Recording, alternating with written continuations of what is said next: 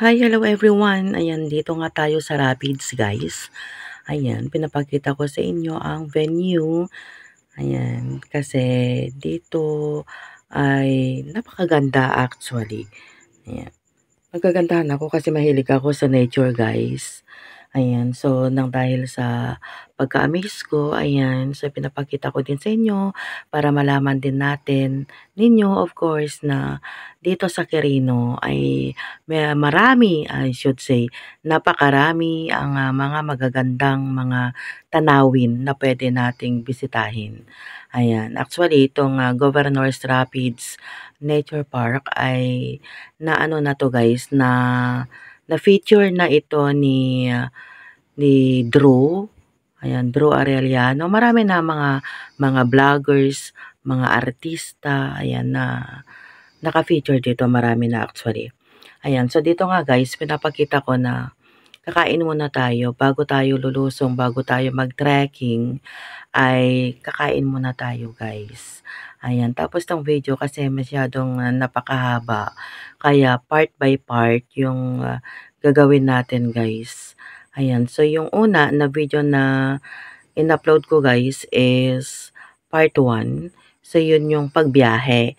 Doon ipinapakita ko guys kung ano ba yung pwedeng transportation, yung mga madadaanan na mga views, mga scenery na madadaanan natin para makarating dito sa Rapids. Ayan. So, pinakita ko doon sa inyo yung mga magagandang mga tanawin. Tapos, doon, naka-single motor lamang kami guys. Ayan, naka-single motor kami, pwede. Tapos, makikita naman doon guys sa unang upload ko na medyo maluwang naman. Maluwang naman actually yung daan at sementado. Ayan, maganda kasi guys ang mga daan dito sa Quirino. Ayan, kahit na liblib na lugar ay mga sementado, magaganda ang mga daan guys. Hindi siya mahirap na marating.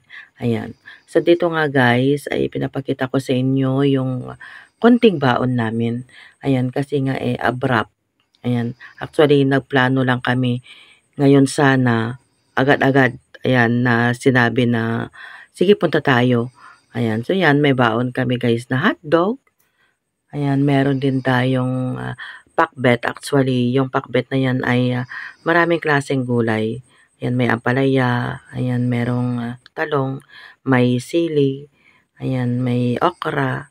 Ayan, tapos dyan naman guys ay yan naman ay malalaking isda. Actually, iihaw sana namin yan. Kaso inuluto ko na lang siya sa oven para mas mabilis.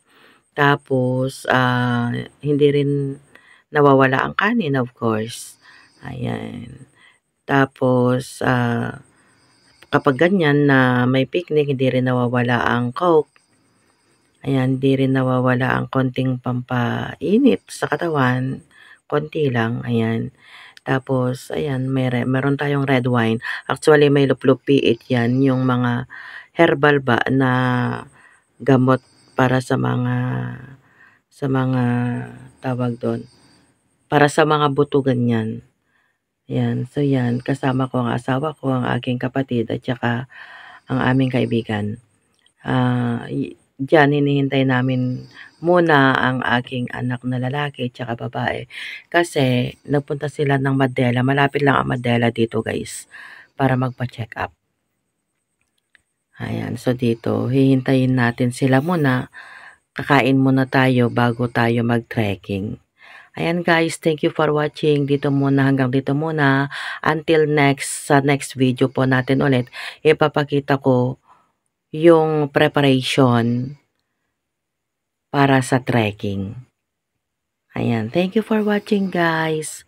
Maraming salamat. Naku, nagpaalam na ako, meron pa pala. Sabay ganun.